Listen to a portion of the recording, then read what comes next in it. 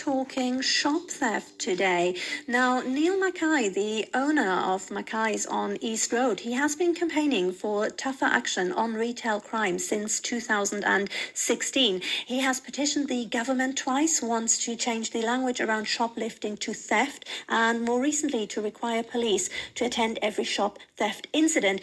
He's even taking his fight to the House of Commons, speaking directly to MPs, lords and senior police officers about retail, or the reality of retail crime. Now, Neil joins me this morning to talk about why this issue is getting worse and what needs to change and what it means for businesses like his. Neil, good morning. Thanks for being with us today. Good morning, Christine. Tell us a little bit more about your campaigns and how you've been campaigning since 2016. How has the problem changed since then? Well, I don't think it's necessarily changed. It's probably got a little bit larger in size because people feel a bit more emboldened nowadays. The general feeling has been that the police regard the crime as almost indefensible or unenforceable in terms of the law. Yeah. The problem is the last 4 Home Secretaries have all said they're going to do away with this sort of mythical £200 limit, whereby the police can regard it or shop theft incidents as being used on a summary offence. So they've said they're going to put more money there and what have you. But when you talk to the local people, Darryl Preston, the police commissioner, or even the chief constable, what have you, they say, well, we set the budgets around here locally, and we're going to set the priorities ourselves. So it kind of, you get mixed messages from the people in authority. Tell us a little bit more about that £200 limit that you just mentioned, because I wasn't actually aware of that. No, well, it is. It took quite a few of the police forces a little while to work it out as well. But back in 2014, in the Crime Act, or Police Crime and Fire Act, they in the little notes that they come with the new act, there was a little paragraph which said, oh, by the way, if it's below £200, you can regard it as a summary offence. Goodness, yeah. And now several police forces didn't actually work that out for a while, but more and more people cottoned onto it.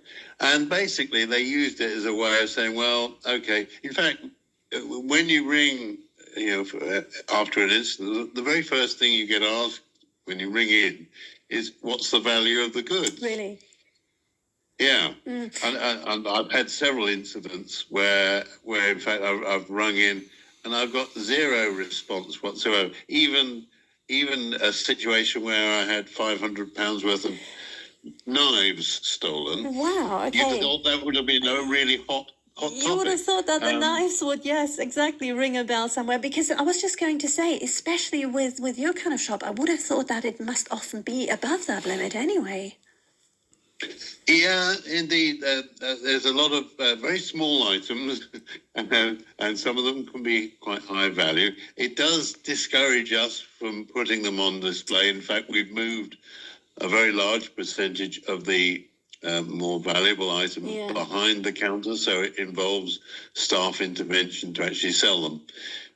There's always a bit of a dilemma, because obviously you want to display products enough to attract a sale, but equally as well you don't want to make it too much of an invitation for people who, once you give people a sort of bit of an invitation.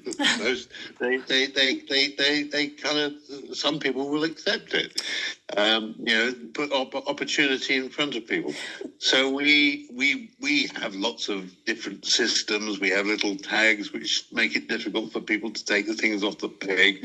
So you have to have a staff member go and do that. And we have CCTV throughout the store. In fact, during COVID, I greatly enhanced our CCTV and upgraded all the cameras so they are good high quality images, and we can capture them. And the old CCTVs tended to be a little bit blurry, but now our footage is very crystal clear, and I mean I provide all the CCTV footage that I can to the police, and give them their due. Some of them, sometimes maybe several months later, but they do use the footage, and they have caught people. Recently, we've had one of a particularly difficult situation was we had a team of people. There's professional thieves coming in. They came in armed with cable cutters. They cut all the security tags off the power tools, for instance, and then they were stealing to order. I was going to say, that sounds pretty organised. Yeah, there's a gang of 12 people. They come in teams of 3, and they mix and match their teams. We've been hit by them twice, and I know that a big hardware store just up the road from us was also hit the same day. I mean, £4,000. I mean, it doesn't sound a huge amount to a lot of people nowadays, but in fact, making £4,000 in profit in order to pay my wages, pay the overheads of a business, or what have you, it takes an awful lot of sales. Because at the margins on power tools, I've got to sell 12 more just to get back to where I stood before one of the items was stolen. So it pulls the rug out of your enthusiasm. Absolutely. You think, oh Christ! So you put everything behind the counter, and naturally, of course, your sales diminish. Of course. Yeah, I can appreciate that also from a customer's perspective. It's more difficult. But Neil, one of the things you have been campaigning about is use of language. Now, when we talk about crime and this kind of scale that you've described, I mean, some people still see shoplifting as a petty crime. Why do you think it's important to change the language and call it shop theft and retail crime rather than shoplifting? Well, it's a problem of society. It's the way that society looks at this particular crime. They regard it as a victimless crime. That's a cliche, I know, but that's the way people look at it. They think, they think the shops are covered by insurance. They're not. There's no cover. You can't get cover for shop theft at all. So I mean, shoplifting, the actual word goes back to the 16th century, but when people used to lift the jackets of the tailcoats of a man and steal silk handkerchiefs. It goes back to those days. It's a meaningless term, and I just say, well, you call it theft or call it shop theft. And in fact, somewhat amusingly, I was down in the House of Commons talking to some top brass police from New Scotland Yard, and they said, well, we're no longer calling it shop theft. I said, oh, well, what are you calling it? We're calling it retail harm, they said. Retail harm. I said, well, yes. He said, well, that's to encompass attacks on staff, when apparently that is rising as well at the moment.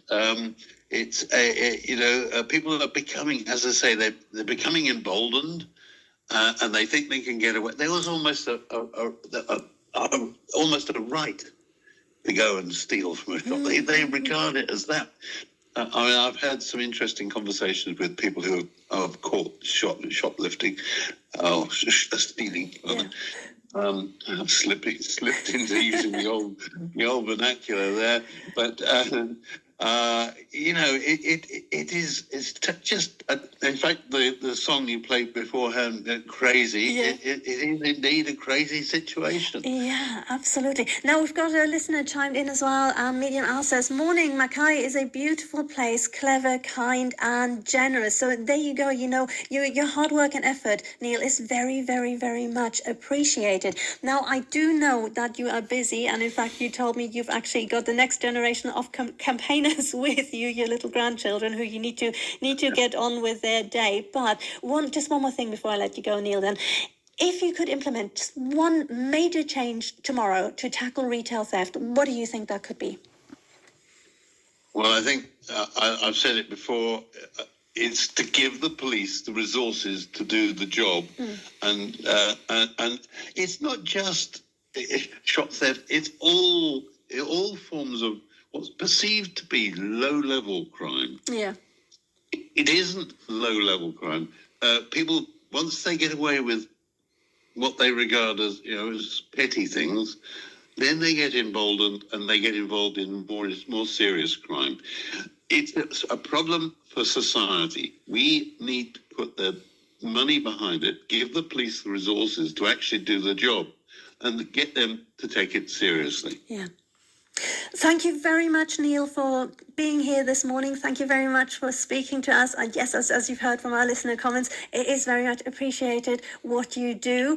And thank you for joining us, given you are so busy today, and all the very, very best for you. And we'll have a look at the traffic in a moment. Thank you. Bye for now, Neil. Thank you, Christine. Bye.